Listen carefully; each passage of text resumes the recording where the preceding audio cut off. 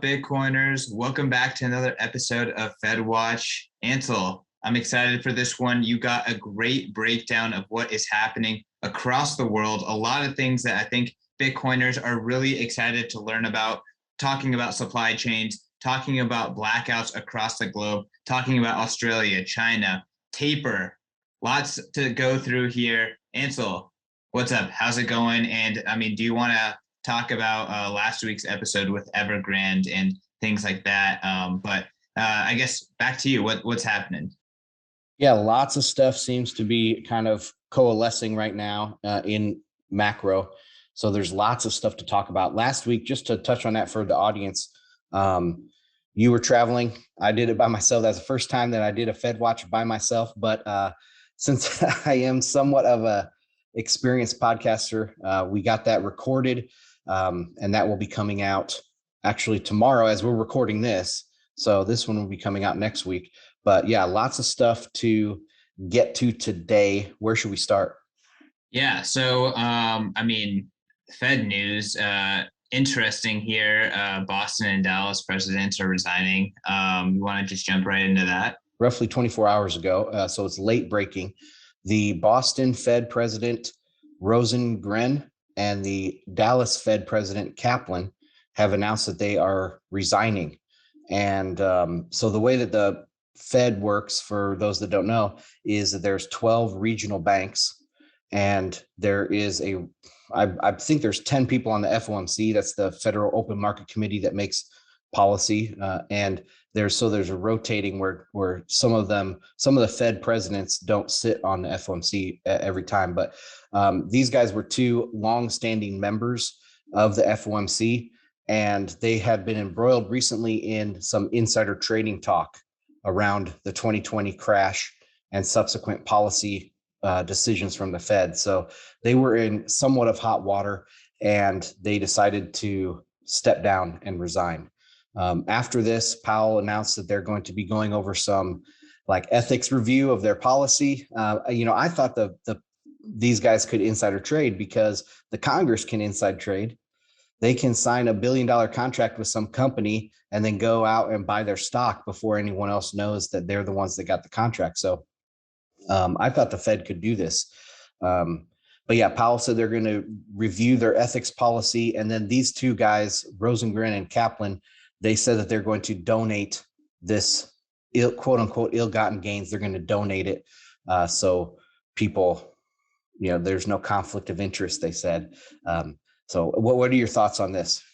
I just feel like these are fiat problems, and at the end of an empire, there's a lot of corruption, and these two had to resign, but there's been a lot of heat on Congress. The Pelosi's, Nancy Pelosi's husband is investing quite a bit, and investing in ESG, and she is pushing forward that narrative and that agenda and those contracts in Congress at the federal level. So like you said, there's insider trading everywhere. And again, I think that that's a part of the fiat system we have. And it's also part of like this late stage of an empire, fourth turning, all that kind of stuff. It all kind of like fits together.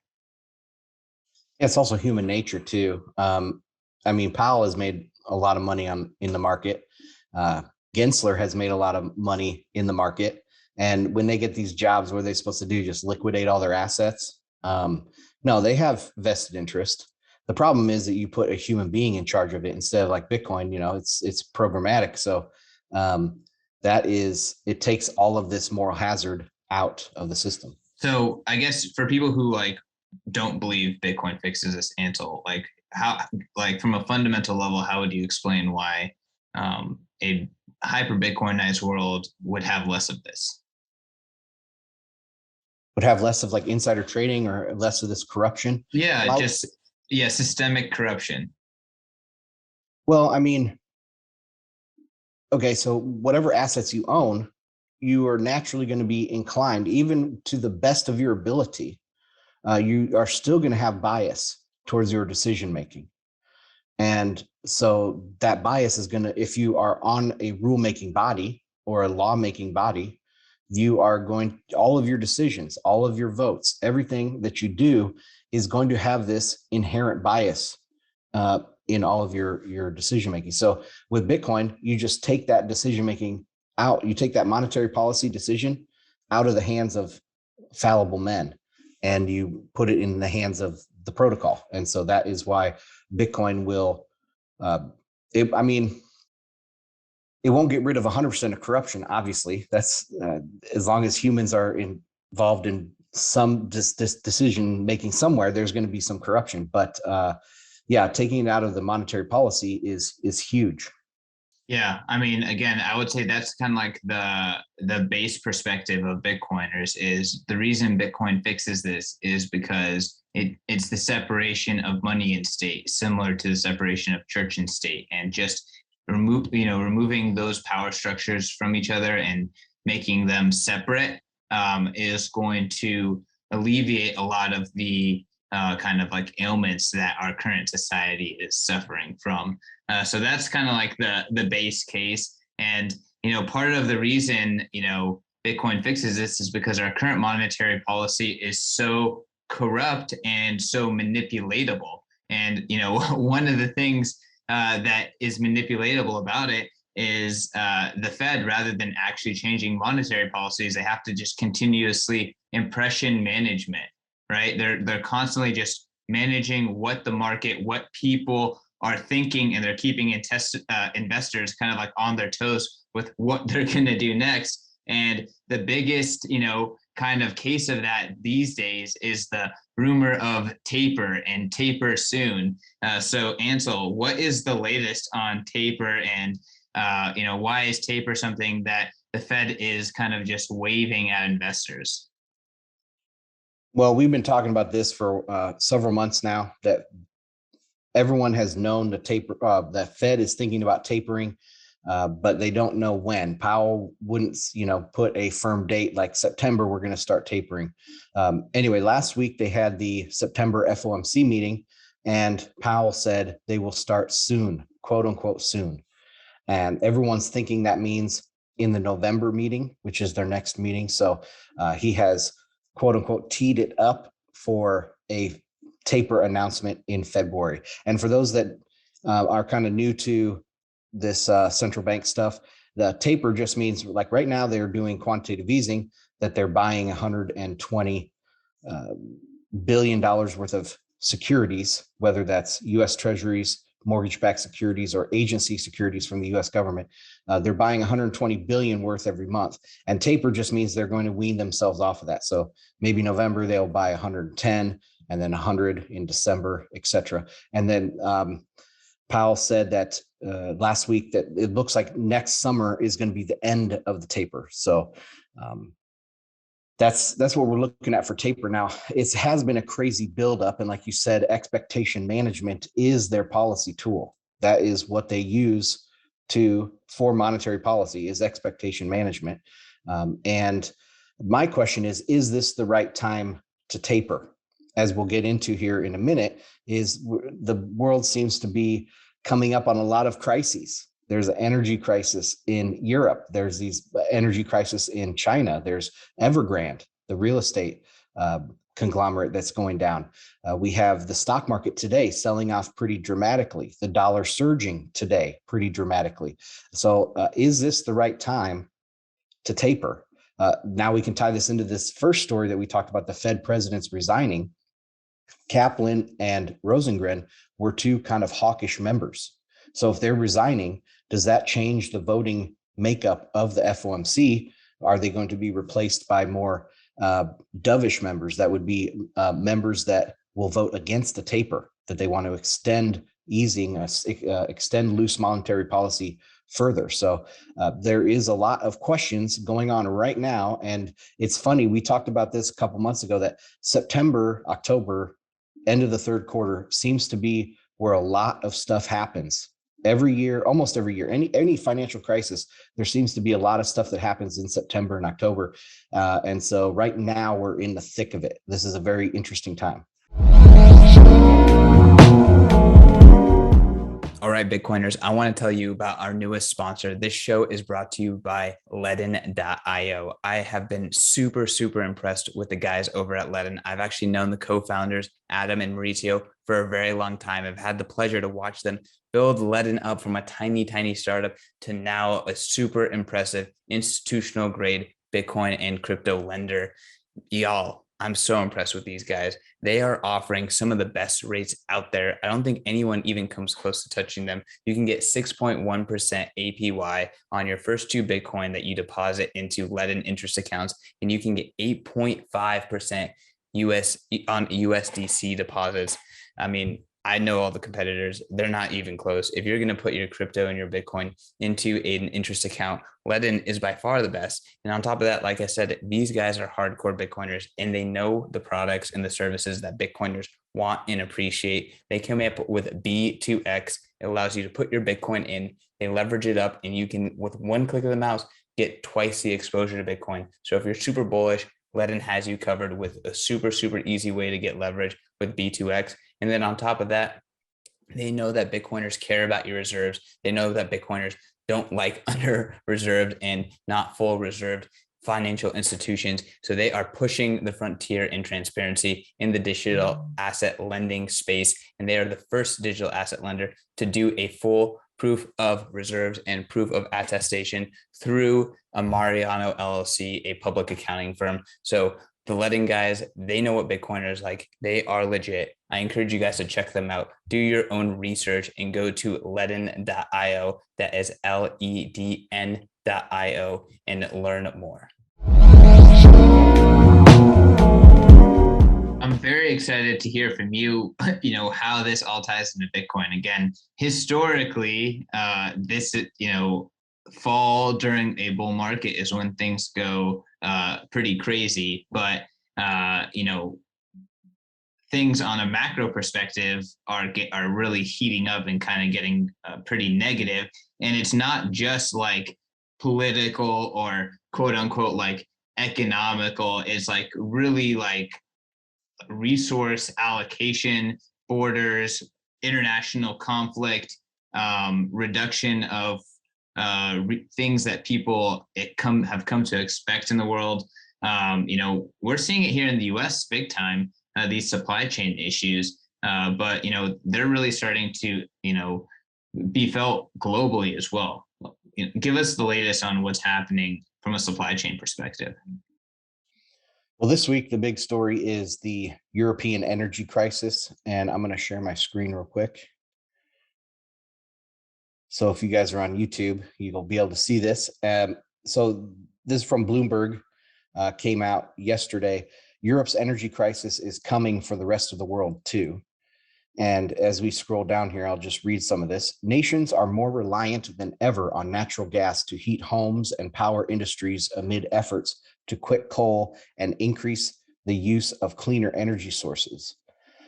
But there isn't enough gas or fuel to fuel the post-pandemic recovery and refill depleted stocks before the cold months.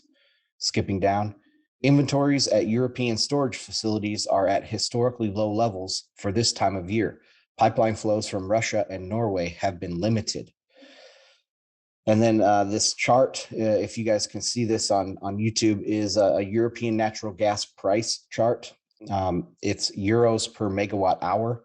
And as you can see, it goes back for 15 years, and nothing like this has happened in recent memory. Just this year, prices have gone from about 10 euros per megawatt hour to upwards of 70 euros per megawatt hour. So it's a pretty steep increase in a very short period of time. I have more, but Christian, I can stop here for a second if you have any comments. No, keep going. All right. So how this kind of is contagion around the world, it gets into that here.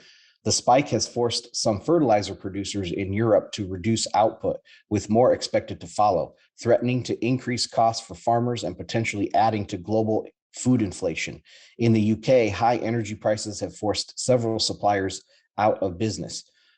Even a normally cold winter in the Northern Hemisphere is expected to drive up natural gas prices further across much of the world. In China, industrial users including makers of ceramics, glass, and cement, may respond by raising prices. Households in Brazil will face expensive power bills.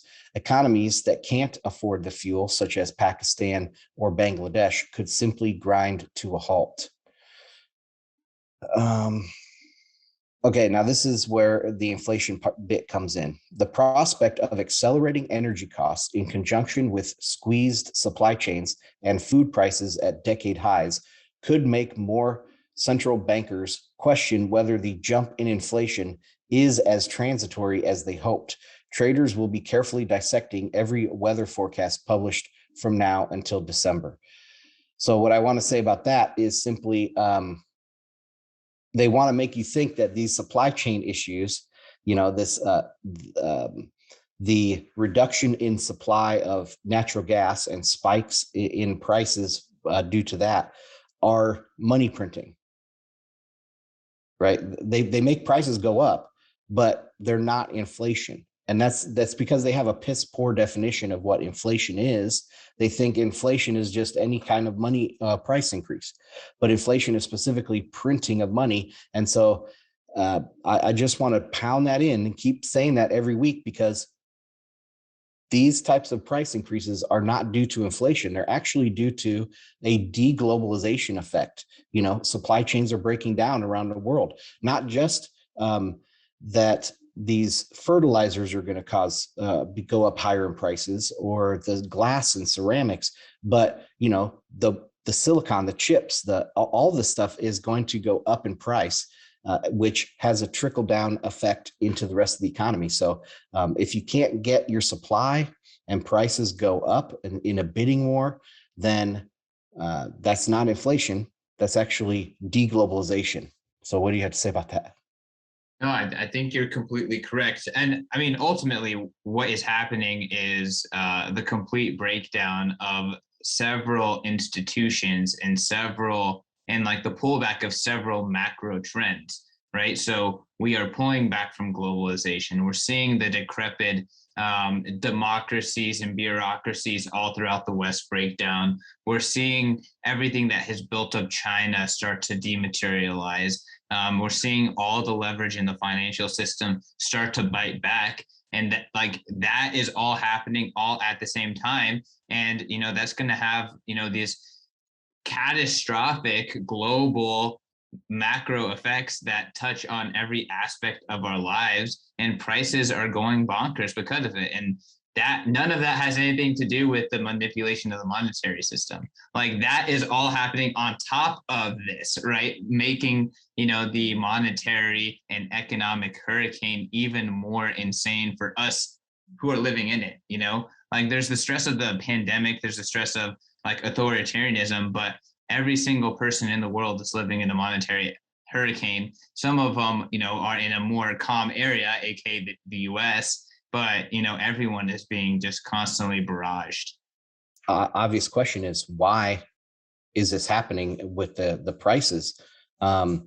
And it's very opaque to people. It's hard to just say supply chains, because that doesn't make any sense to people. But when I looked into it more, one thing that I found that I think could be a pretty big factor in all of this is China's embargo, or whatever you want to call it, trade war with Australia. So in January of this year, they stopped purchasing coal from Australia. And then Australia had to find other customers, and China had to find other sources of coal. But you can see how that would cause some ripple effects. China did start importing from the US more coal, but they also started importing more natural gas. So they are bidding up the price for natural gas that would have gone to Europe, from Russia would have gone to Europe. Now it's going to China. And then there's a bidding war that really bids up these prices. And if you go back to that chart that I showed of the exchange rate, of the price, here, I'll share it one more time. If you go back to this chart, it's completely exponential. This Describe is not it really quick, just for the listeners. It's showing from 2005 until March or April of 2020, natural gas prices were roughly $20 per megawatt hour. It fluctuated up to 40 and down to about 10. But I would say the average of those 15 years was 20 euros per megawatt hour for natural gas.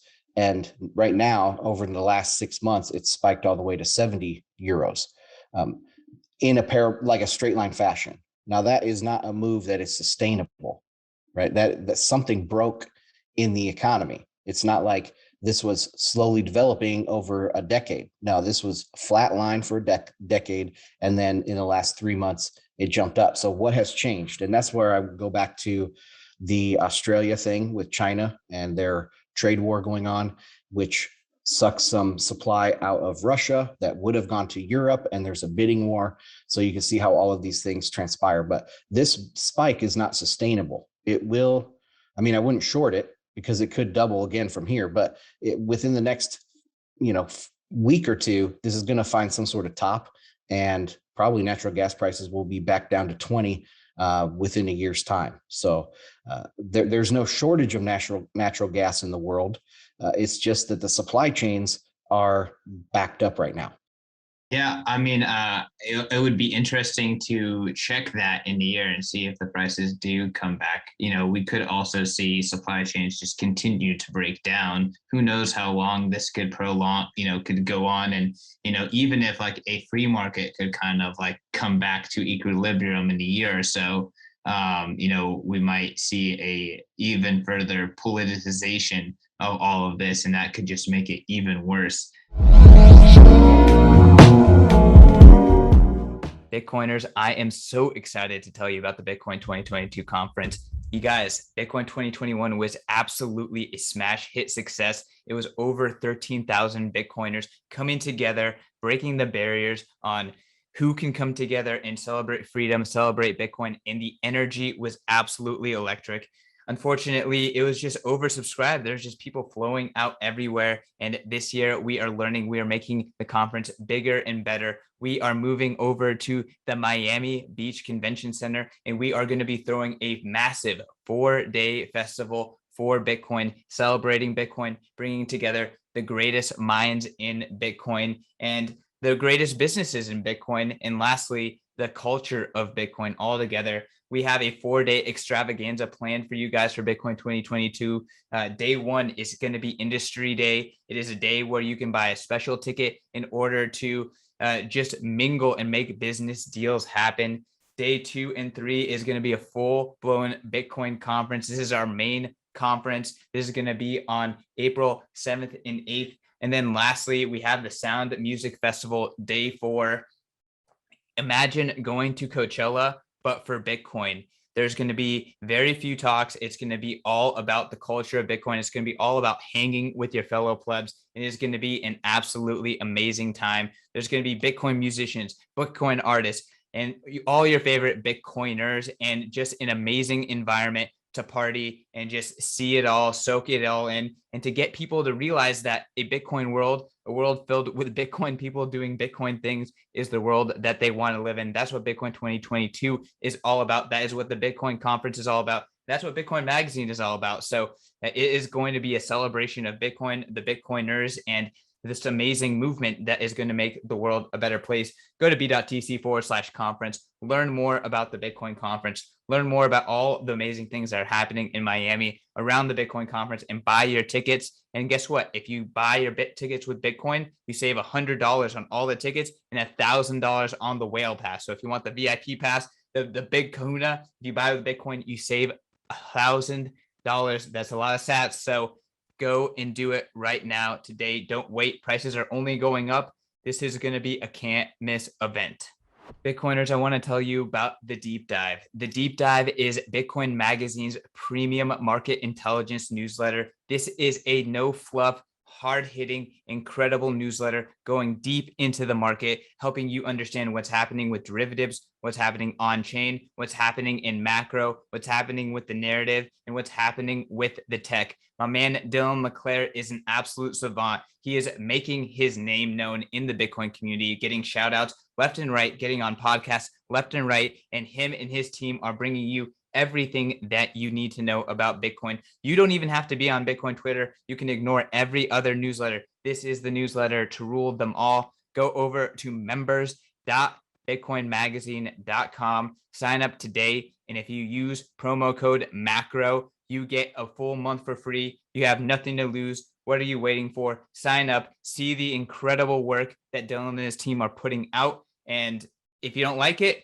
just unsubscribe. You don't pay a dime. But if you do, it's going to be well worth the sats in investment in understanding Bitcoin and gaining the confidence to continue to invest in Bitcoin and making the right moves around Bitcoin. And it's going to be well worth every single Satoshi. Again, can't recommend it enough. That is members.bitcoinmagazine.com, promo code MACRO. Do it today.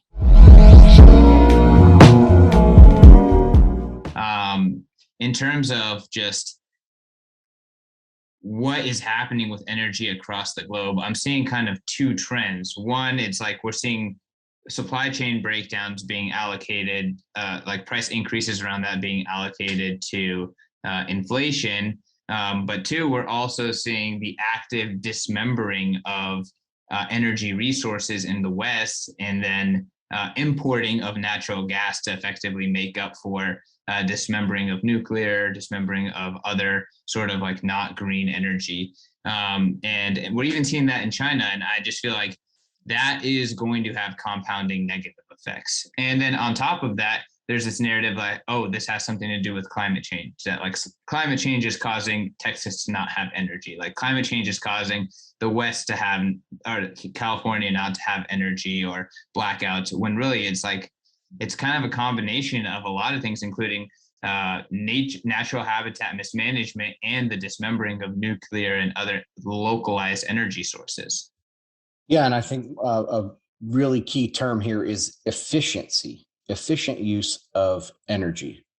So you can have the same amount of natural gas output, but you're going to run into shortages because of inefficient use. That kind of brings us into the Chinese story. And let me see if I can find this here real quick. Sorry. So the Chinese have started seeing major power outages around the country. And it seems like the Bitcoin miners got out of there just in time because the power grid is having some major issues. I'm going to share my screen again here.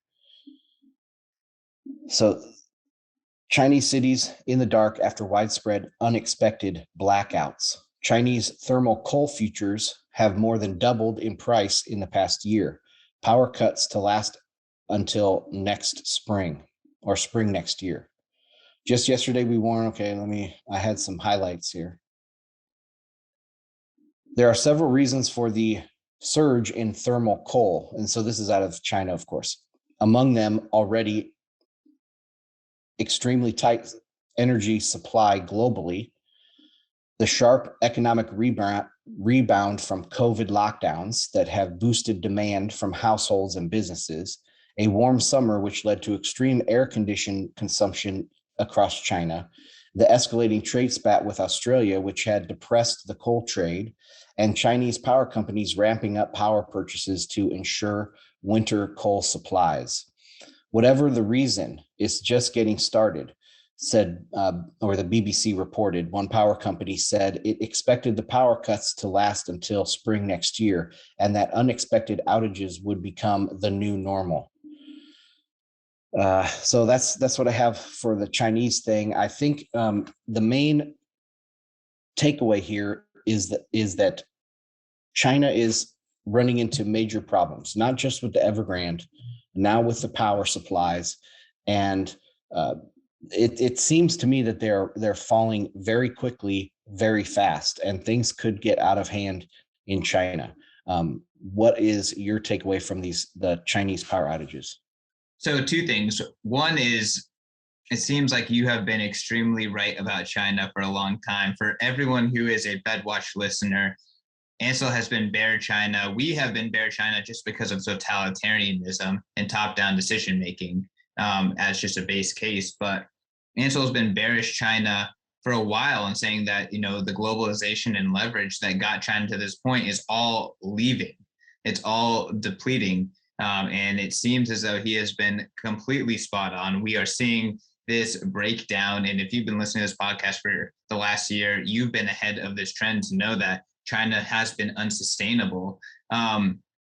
Something else to kind of just, again, like the energy crisis, like I did not see that coming, because, historically we've seen China being this very energy rich country in general. I'm sure that, the war with Australia, the energy, this trade war with Australia is putting, a pretty big, it is making a big difference here too. But it was interesting, the line, and I've heard this line multiple times, like this sharp rebound in consumer activity during COVID has messed things up or is not aligned with supply chains, right? And part of that is like, yeah, okay, household incomes have kind of gone up for a lot of people. And maybe that quote unquote stimulus is a market breakdown that's caused by manipulation, right? So maybe under normal market situations, that would not have happened. The market would have adjusted. People would have tightened up rather than started spending. But because supply chains were constricting and then central bank manipulation, they actually, made the problem even worse, right? Because it's the same. It's almost like the same effect of, putting price caps in hurricane zones, right? When the reality is you want true prices, so that way people allocate resources correctly. And again, that kind of just shows us that all of us are consumers that are living in this economic hurricane where we can't make good economic decisions, and the economy just doesn't add up because of all of this craziness.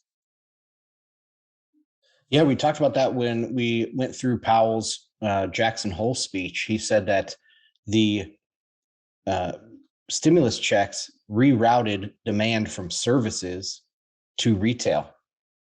And so you are putting more demand on different sectors of the economy.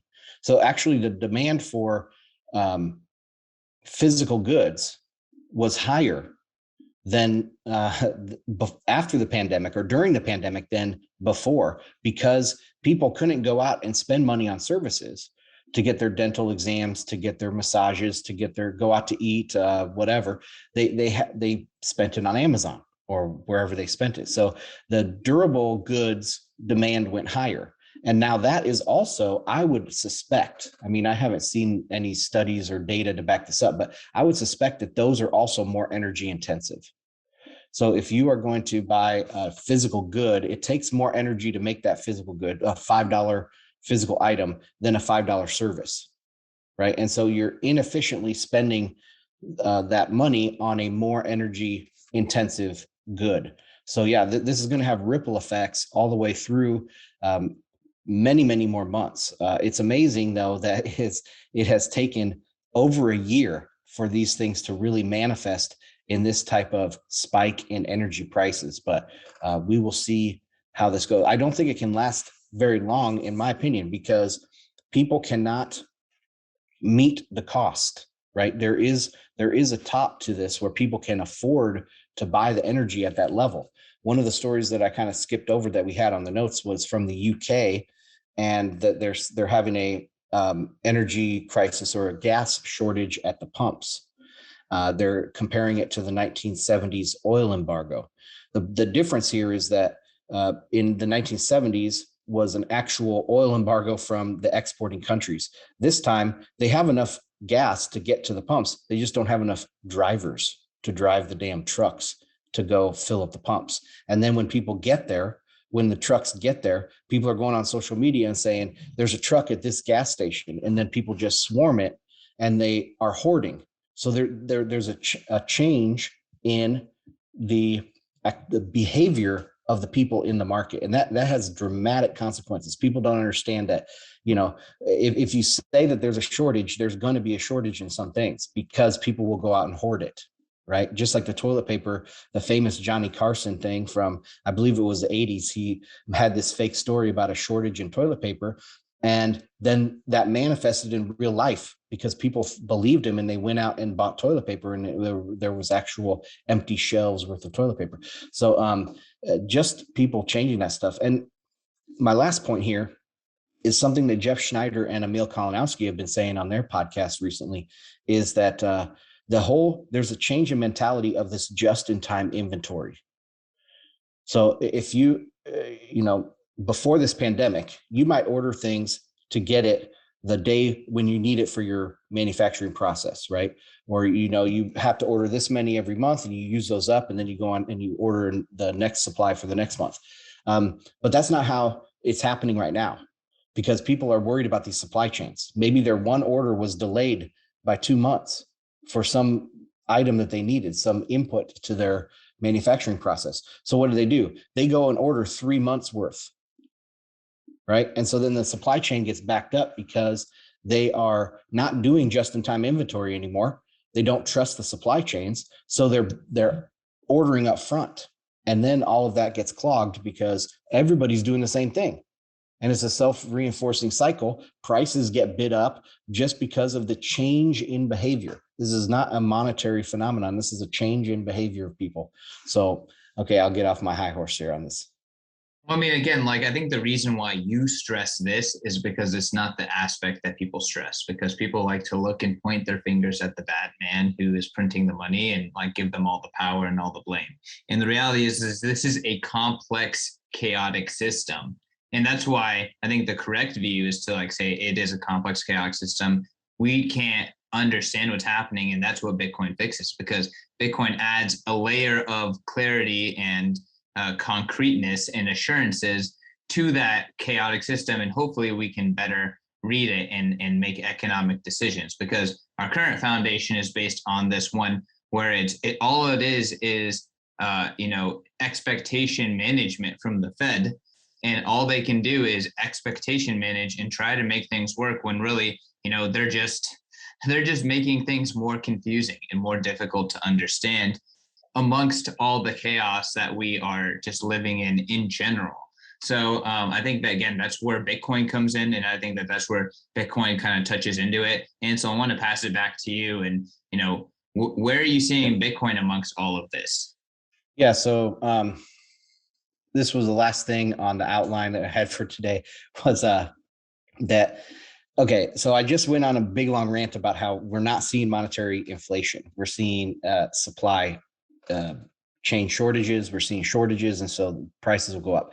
But that doesn't stop people from making the inflation narrative, right? Making those points and talking about it in depth, saying, "Oh, there's so much money printing and stuff." So, and then as you see prices increase, then they seem right in the short term. And so I think that over the next few months, we will see significant price increases, and this inflation narrative will become very loud. And I think Bitcoin will benefit from that, because that is the overarching investment thesis that most people have for Bitcoin is inflationary. Now, on the counter to that, Bitcoin is also a huge hedge in deflationary times, or in times where there is going to be a lot of defaults happening because of it's a counterparty less asset. There's no counterparty risk to Bitcoin. So I think on both sides, the people that see the breakdown in supply chains and the deflation and the contraction that's happening, the risks of default from counterparties, those people are going to have demand for Bitcoin. But then on the other side, the people that aren't as in the weeds and they are just hearing about printing of money and how prices are going up, they are also going to be buying Bitcoin because of the inflation narrative. So on both sides of this issue, Bitcoin wins. So I see the end of this year, there is going to be some massive movement in the Bitcoin price. What say you?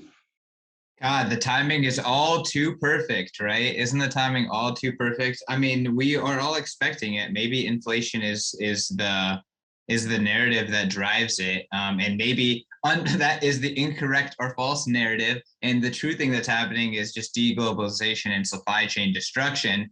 And then ultimately, despite inflation driving Bitcoin forward, Bitcoin is actually a hedge against both, and it all works out for the hodlers, right? That would be so effing beautiful. But generally speaking, I am currently subscribing to the view that this is just like any other Bitcoin cycle. There will be a blow off top. It's going to hit around end of Q4, beginning of Q1, 2020, was it 2023, 2022? So all the years are jumbling up in my head. I don't even know where we are right now. But yeah, I mean, that would make sense to me, and it'd be interesting if it is the inflation narrative that drives it up. And I want to hoard, to be honest. Like, I'm hoarding electronics. I was hoarding at the beginning of the pandemic, but now if we're actually seeing the effects of all this stuff a year later, maybe this is when the supply chain breaks down. This is when you actually want to hoard. Maybe this is when you want to stash the steaks in the freezer and do your whole thing. So, I might be heading to the store after this, but with that being said, I think that we can both agree that we're up for a crazy, crazy next few months. And I firmly believe that. Totally agree. Couldn't have said it better. And man, I was going to say something, but I forgot what it was. So just wrap up the show here, Christian. All right, y'all. Follow Ansel and I on Twitter. I'm at CK_snarks. Ansel is at Ansel Lindner. Follow Bitcoin Magazine. Share this show. This show has not nearly enough subs for the amount of signal that we're driving, although we do have quite the big community. So go share the show out. Don't be shy. And yeah, get ready for a crazy, crazy bull run ahead. Really excited for what's to come. And man, things are just getting interesting here in Bitcoin land. Peace.